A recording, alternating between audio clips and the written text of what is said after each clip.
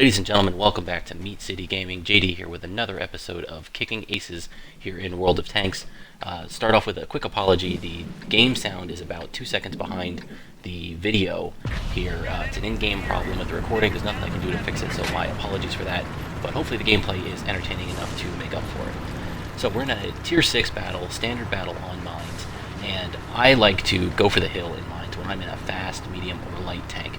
And so one of the keys to being successful in that is checking the tank list on the enemy team prior to the start of the battle. So I'm pulling up my map list as the countdown starts, and I want to check out what the enemy team has in terms of fast, medium, or light tanks, especially platoons of those tanks, because I want to know if it's possible for me to get to the hill or what kind of challenges I'm going to face when I go for it.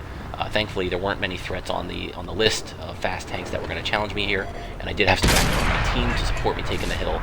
So a good result. I captured the hill. It doesn't look like the enemy team is going to be making a push for it, and this is part of why we want the hill. So now we can engage enemy tanks that approach the rock formation in the middle of the map there, and deny them that area, which gives them some good vision into our goodies, our side of the map. So I put a couple of shots into this Sherman Jumbo, and then he faces his frontal armor toward me. So I switch over to a premium round just to get through his armor and secure that kill, my first of the game. So I look for any other tanks that are venturing up here towards the rocks in the middle of the map. Don't see any.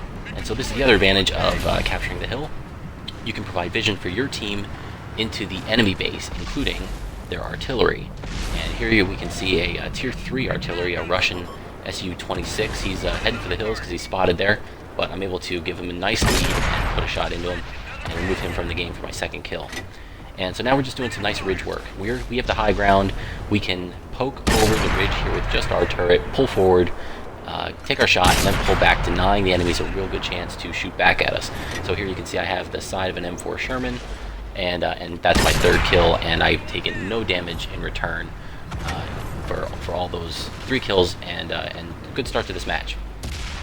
So again, nothing going on in the center. I'm gonna again advance to the cliff here, look over, see if I can spot some tanks. I'm using these rocks on the right to provide some cover for anything that's camping deep in the enemy base.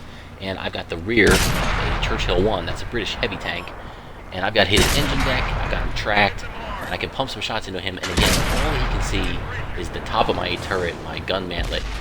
The armor in the Cromwell Knight that I'm driving, it's not great, but it's pretty good from this vantage point, but I do make a bit of a misplay there. I take 2 hits in return for these fires, and I didn't need to. I could have pulled back, taken my time, really chosen when to engage, baited his shots, and so I traded a little bit too much of my health there in that exchange.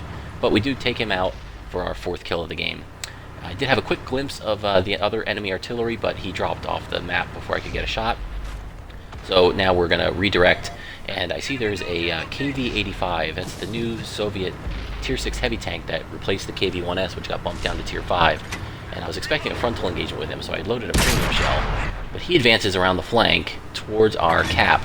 Now I could have chased him around the hill there, but there are no friendly tanks left on the western side of the map, and I'm sure there's some enemies over there that would have gotten some juicy shots in me. So instead, I advance over the hill, do a nice little power slide down the cliff here, and now I've got the rear of this KV-85. I did have some premium shells loaded, so I empty those and then switch back over to the regular ammo, because I certainly don't need premium to go through the rear of this tank. So we're pumping some shots in here. The KV-85 was shooting at our ally in the front, so I was able to shoot him without taking any return fire. And then we have a Churchill 7, that's a Tier 6 British heavy tank, advancing towards us. He takes out an ally. I'm kind of thinking of doing a delaying action here, shooting him while retreating, but man, I take a big hit, and then I take a second one, and I am on almost no health. So I do a quick advance, do a run by on the Churchill, pump a couple of shots into him, and I try to get around the corner here so I can break line of sight, regroup, and come up with some kind of strategy to deal with this situation. We are now down 8-11 in the scores.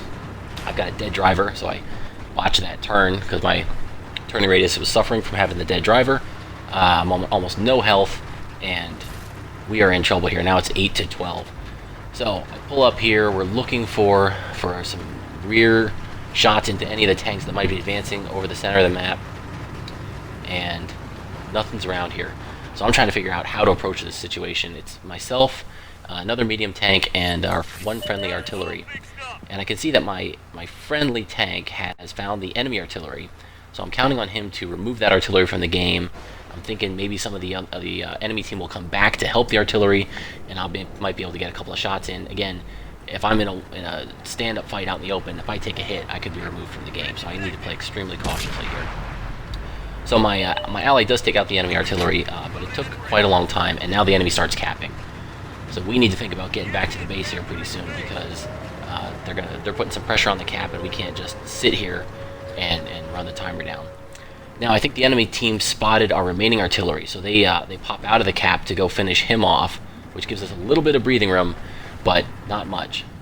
So I had seen an enemy tank destroyer up there on the upper ridge, and I was hoping he was going to chase down the slope, because I thought he might have seen one or both of us, and that would give me some shots in his rear and flank without the opportunity for return fire. But it doesn't work out. He does not come down here.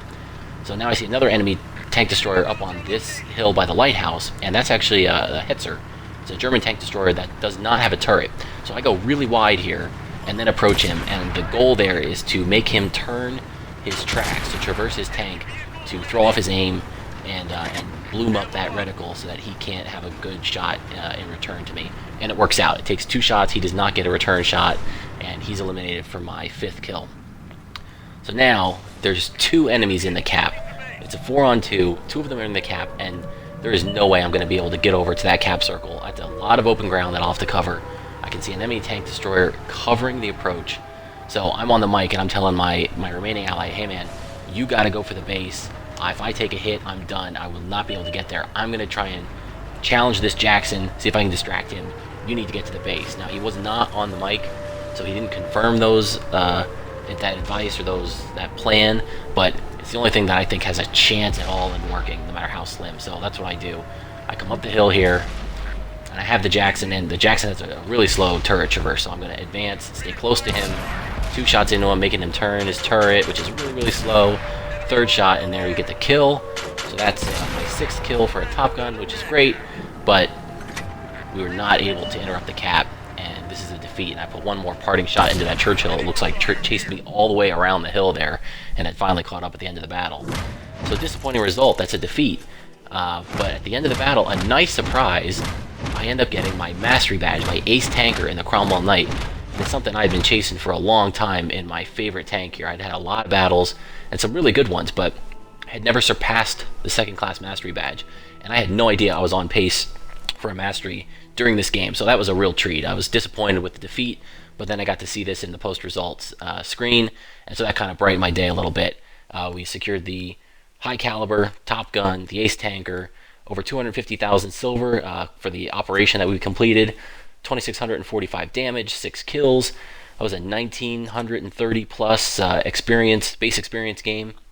You can see we took 35 shots, 27 hits, 25 penetrations with 900 assistance damage. I think that was the difference there that pushed us into the Ace Tanker. So again, good replay, but I'm interested. If you guys have thoughts on what you think I could have done differently to change the result in that battle, leave a comment below and let me know. Thanks. See you guys next time.